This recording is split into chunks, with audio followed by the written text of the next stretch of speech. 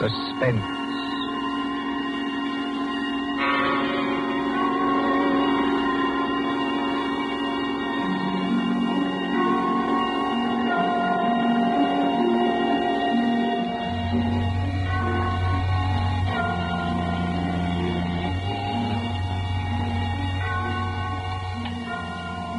Now let's see. Suspect, suspectant, suspend. Here we are. Suspense. The condition of mental uncertainty, usually accompanied by apprehension or anxiety. Fear of something which is about to occur as, do not keep me any longer in suspense. For our story of suspense tonight, we invite you to enjoy The Devil in the Summer House by John Dixon Carr.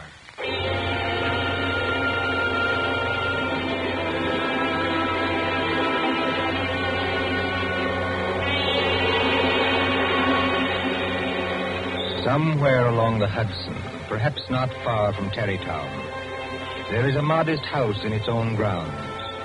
Behind it, in the spacious garden, stands a summer house of evil memory. More than 25 years ago, a man shot himself, or at least died, in that summer house.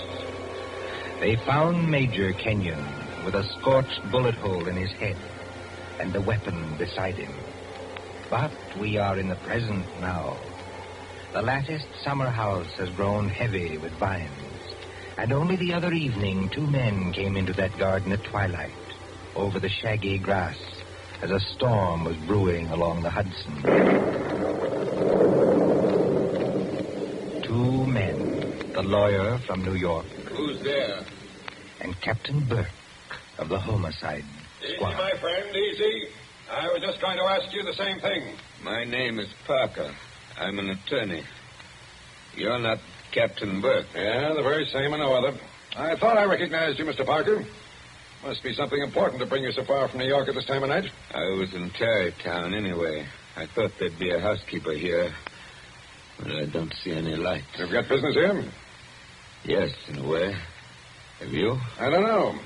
I'll tell you better after you tell me what brought you to a place that no one has lived in for 10 years. Tell me, Captain, did you ever get an anonymous letter from a dead man? Did you? No, I can't say I did. The letter's anonymous. How do you know the man's dead? Because they're all dead. Every last one of them. Dead and under the ground, where they can't be hurt any longer. Look, there's the summer house where Jerry Kenyon used to work. There are the windows of the library and the dining room. Looking toward it. Confound this lightning. Makes the windows blaze, don't it? Jerry Kenyon hadn't a care in the world. Yet he shot himself. I'll show you the letter. Now, look, Mr. Parker, I couldn't read anything in this light. But if we can get inside the house... Certainly we can get into the house.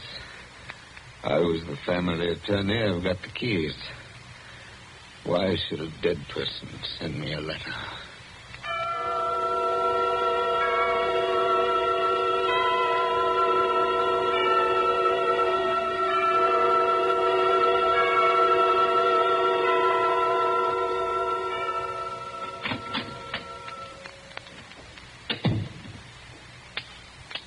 No lights working, eh? But you got a flashlight, I see. Came here prepared for anything, eh? This is the library. There were always candles on the mantel. Yes, there they are. Have you a match, Captain? Yes, I'll light them. That's better. Same old heavy furniture. Same old thick carpet. Same old globe map. Now, Mr. Parker, this letter that you were talking about. Yeah. Read it. Hey, wait a minute. This thing is dated November 2nd, 1918. That's right, and be careful of that paper. You see how old it is? But it was mailed yesterday. From where? I don't remember. I didn't keep the envelope. Read it. Dear Joe. In case you didn't know it, I'm Joe. Dear Joe, if you want to know how Major Kenyon really died... But we know how he died. It was suicide. Are you sure it was? Whoever wrote this letter doesn't seem to think so. If you want to know how Major Kenyon really died, look in the third drawer of the desk in the library. Press hard at the back of the drawer. Yours very truly. That's not signed. That's right. Now, you sure you don't know who wrote that letter? This is the first time I've been back in this room, Captain. It was almost a home to me once. There's the chair where Isabel sat on the afternoon it happened. Isabel was Jerry Kenyon's wife. Beautiful woman. There's the door that the maid let me in by that afternoon. You know, Captain, seems to me they're all here tonight. Who? We stand beneath the sounding rafter, and the walls around us are bare as they echo our peals of laughter. It seems that the dead are there. Yet we stand to our glasses steady. You know it? I was in my school reader. Now, how does the rest of it go? Yet we stand to our glasses steady and drink to our comrades' eyes. Here's a glass to the dead already. Hurrah for the next that dies. Excuse me, Captain. I don't know what's come over me talking that way. I was very fond of these people. Are you going to look in the desk drawer? This is a lot of nonsense. Then why are you here, Mr. Parker? Jerry Kenyon was always a happy man. At least that's what I always thought. Big, boisterous fellow. Yeah? He had a good position with Vitaton. You know, the phonograph company. Yeah, sure, I know. But he'd just been made a major in the Army. 1917.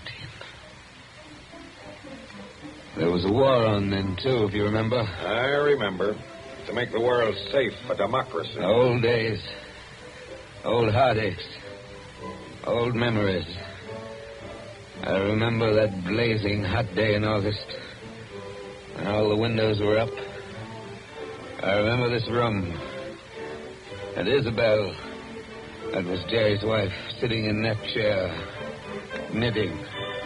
I remember...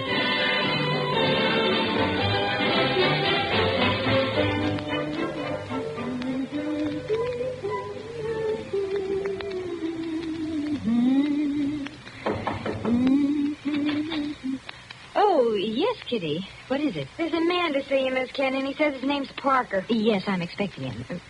Show him in, please. All right, ma'am. So I take your knitting in your knitting bag? Why should you take my knitting? I don't know, Miss Kenyon. I just wondered. You can come in now. Thank you. Hello, Joe. Hello, Isabel. You sent for me? Joe, I must apologize for Kitty. Servants are getting to be a problem nowadays. She looks pretty enough to get along. Oh, Kitty's got large ideas. She wants to go on the stage, if you please, and do imitations, like Miss Draper. If you only knew how hard it was acting all your life. Isabel, you've been crying. I have not. At least... Is that why you sent for me? I've missed you. You haven't been here in over a week, Joe. I had an idea Jerry was getting a little tired of having me around this house. Oh, no, Joe. Why, Jerry... Yes, what about Jerry? I wish I knew, Joe. That's why I wanted you here. Where is he, by the way? I want to say goodbye to him before he leaves. He's probably out in the summer house where he works with all those papers. He's got a lot of work to catch up with. He's going overseas tomorrow. Yes, I know. He's out there. He's been out there all day. His last day here. I've been alone. That sounded like a shot. Yes, it was a shot, Joe, No, dear. Doesn't seem to worry you. It's only Paul. Jerry's brother, Paul. Oh, thought you'd gotten him off your hands for good.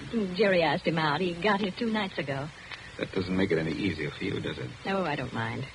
Jerry's fixed him up with a pistol range in the cellar. Paul's a terribly bad shot. Not like the rest of us. You don't seem to like it, Joe. Shall I have Kitty go down and tell him? No, it's bearable. As long as he keeps away. Poor Joe. But, about Jerry, who is it this time? Joe, Jerry's been home 5 days on leave from camp. Well, never mind what camp. But he spent 4 evenings of those 5 with that Fisk woman. Diane Fisk? The redhead with all the money? Oh, she got money? Well, She must have some attraction then. Please understand me, Joe. It's not that I'm jealous any longer. It's just no, that of course not. Jerry goes his way and I go mine. I may not be without admirers myself, if it comes to that. You've no idea how true that is, Isabel. I was thinking about Jerry. He may not always be lucky. He may meet some girl who's not as broad-minded as I am. And then when he gives her the go-by... Paul must be getting really furious down in that cell. He's not hitting anything. He must be using a lot of ammunition. Now, your trouble, Joe, is that you're too much of a gentleman. And if you really want to see Jerry, there he is now. Where? Just standing in the door of the summer house. Look out the window. It's finally bright out there. Doesn't he look noble in his new uniform?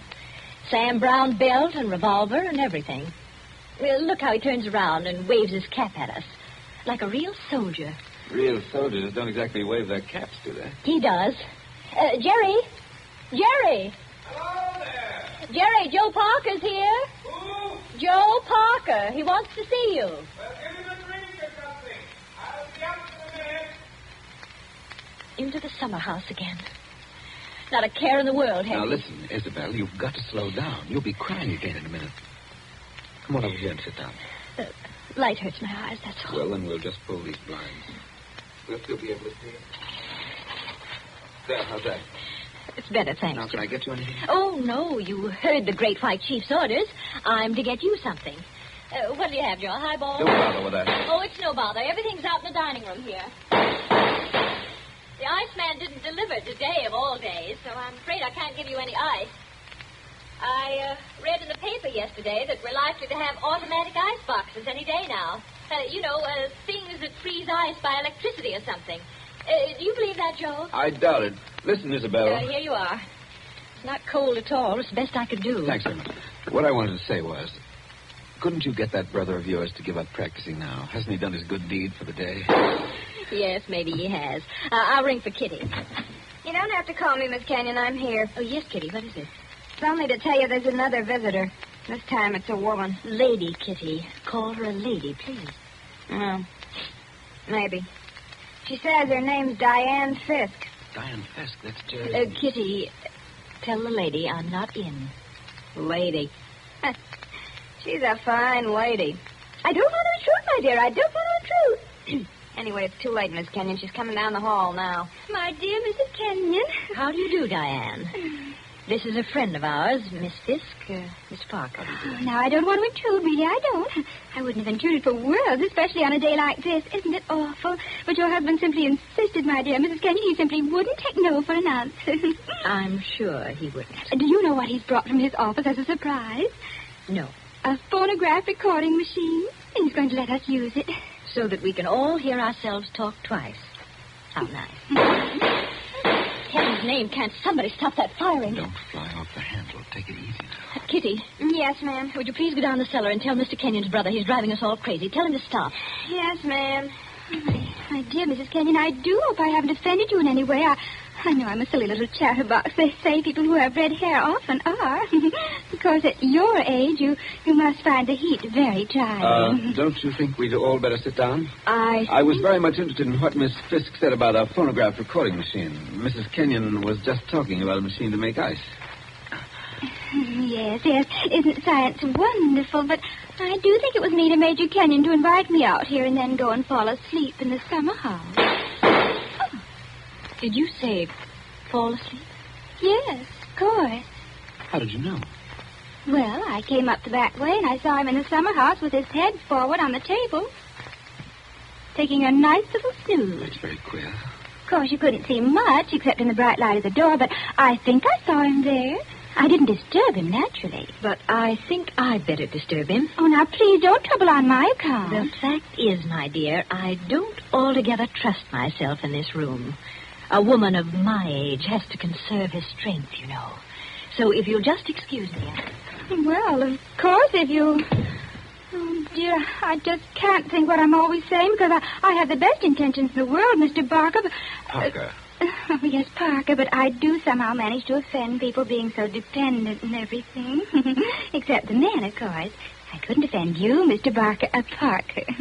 Now, could I? Madam, I'm not sure. Well, of course, the person I really came to see was Paul, Mr. Kenyon's brother. He's a little young, of course, but he's joining up next month, and I think we should all do our bit, don't you? He has such a pleasant personality. I think he likes me. Why, if he walked in at that door this minute... Now, how am I ever going to get any place? Someone's always interrupting my revolver practice just when I'm getting to the point where I can... Oh. Why, Paul... Good Lord, are you here again? You're a very untidy object, Paul. Well, it's pretty untidy in this cellar. And dirty. I've got cockroaches on me, so keep away. Did you have a good day shooting? Swell. One of the best. Hit the target? On the only shot that mattered, I hit the target dead center. That sounded like Isabel. I think it was Isabel. Why have you got those blinds down? Get them up. What is it? What's wrong with you? What are you looking at through that window?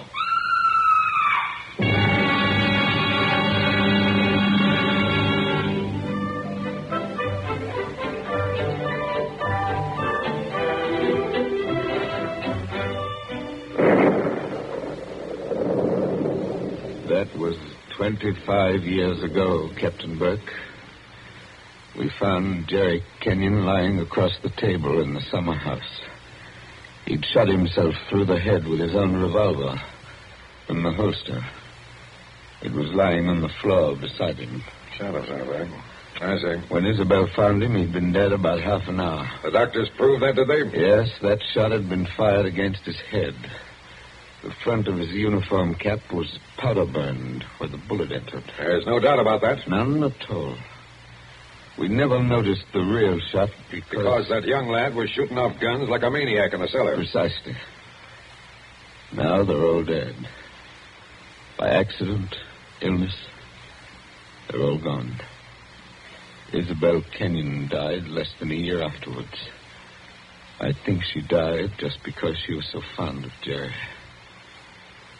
I suppose you've guessed my little secret. Oh, I think I can sort of read between the lines.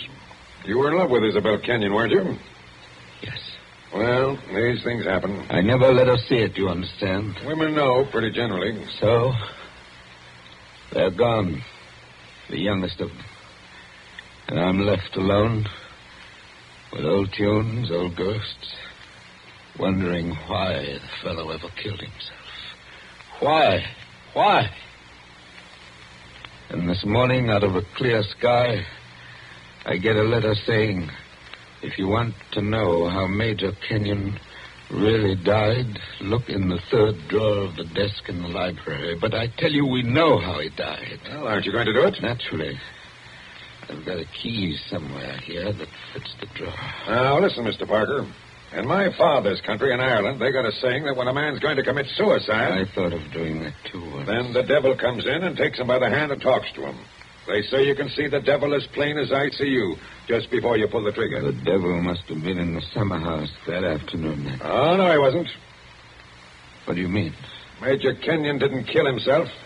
He was murdered. My dear Captain Burke, the police covered all that at the time. Everybody had an alibi. They did they? Well, think of what I've told you. Isabel and I were together all the time. Paul, her brother, was shooting off guns in the cellar. Yeah? Diane Fisk. Yeah, what about her? Her chauffeur who drove her there swore he saw her walk straight up to the place. She passed the summer house, but didn't stop there. Well, that checks. Even Kitty the maid could prove she'd never stirred out of the house until just a minute or so before Isabel went herself. Oh, and why did the maid have to leave the house at all? She was taking Jerry the black coffee he drank every afternoon. He'd already been dead half an hour then.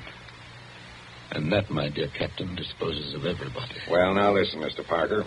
You're a good guy, and I'm not going to hold out on you any longer.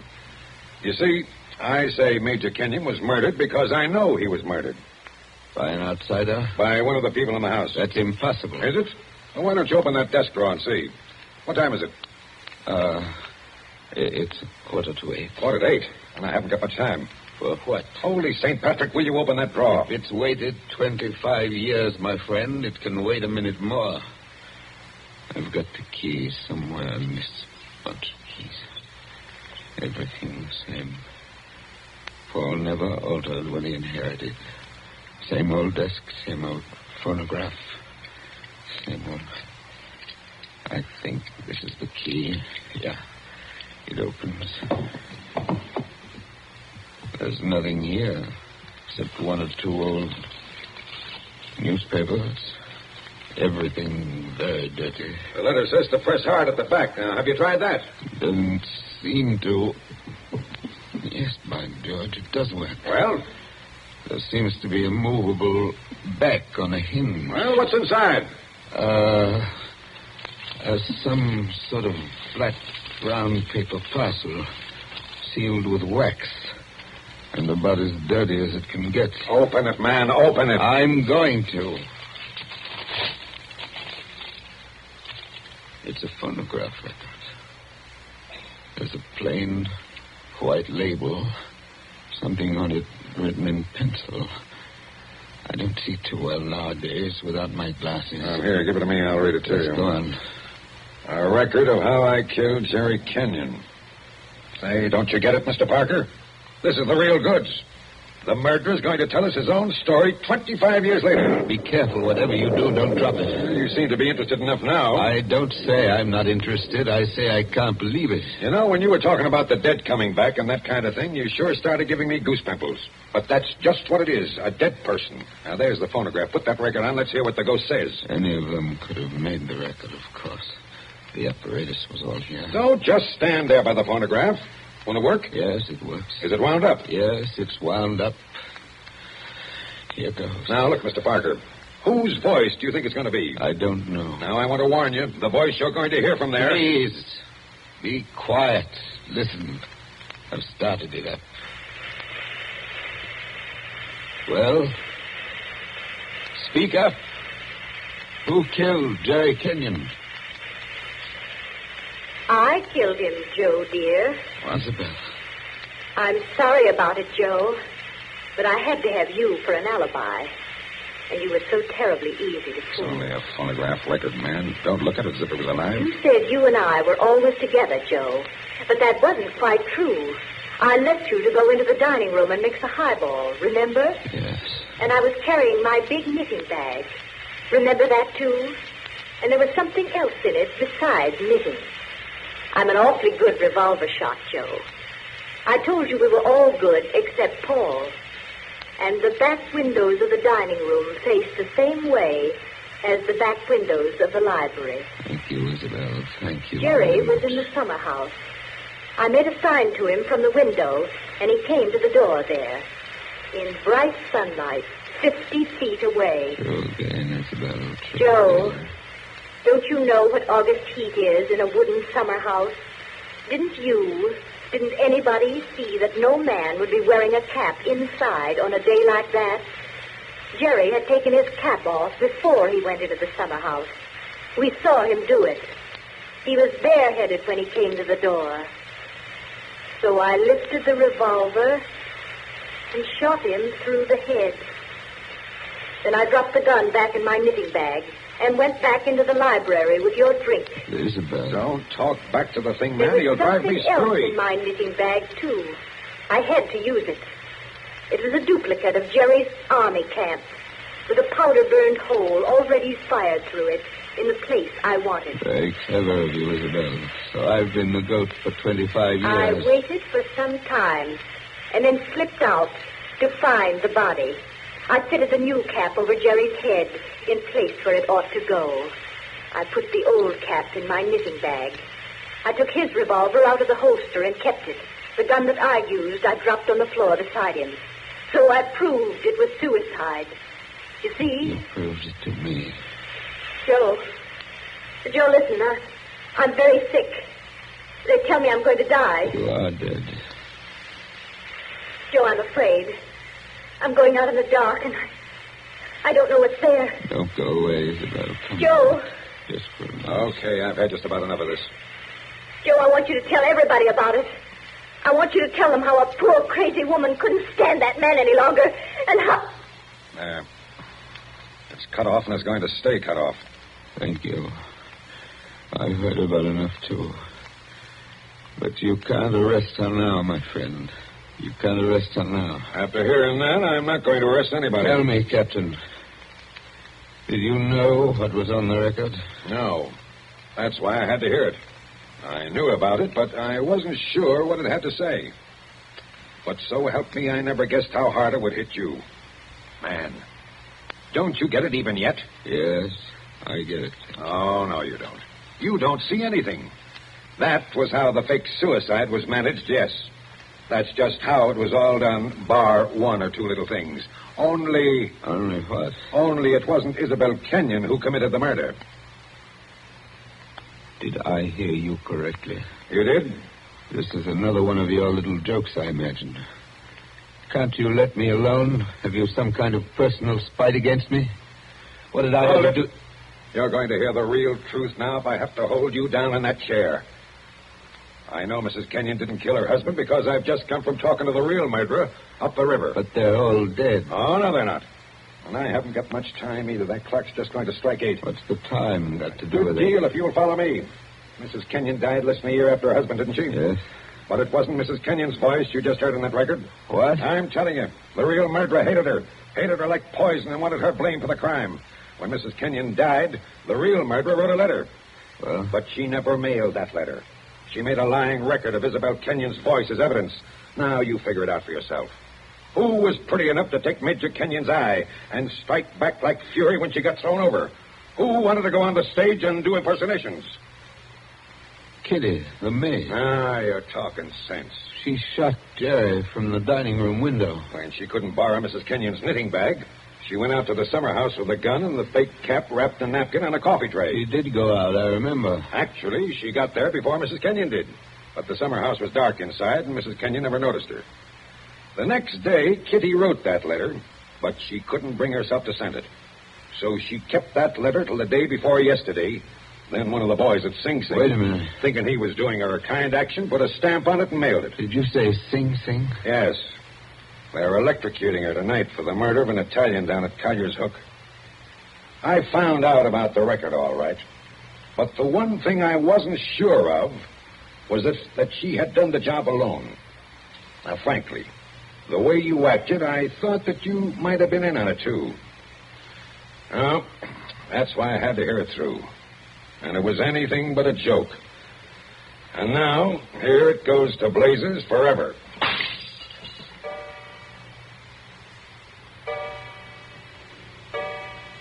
Eight o'clock. Now she's dead.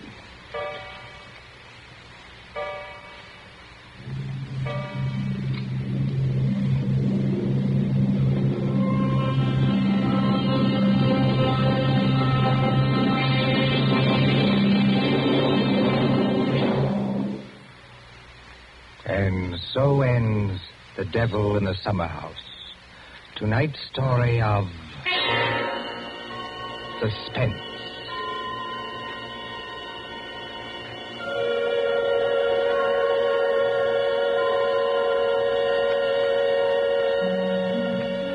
The part of Mr. Parker was played by Martin Gable.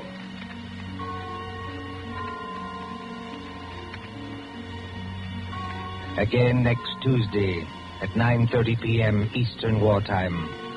A story dedicated to the thrill of the nighttime, the hushed voice and the prowling step. Another adventure in suspense. William Spear, the producer, John Dietz, the director, and John Dixon Carr, the author, are collaborators on Suspense. This is the Columbia Broadcasting System.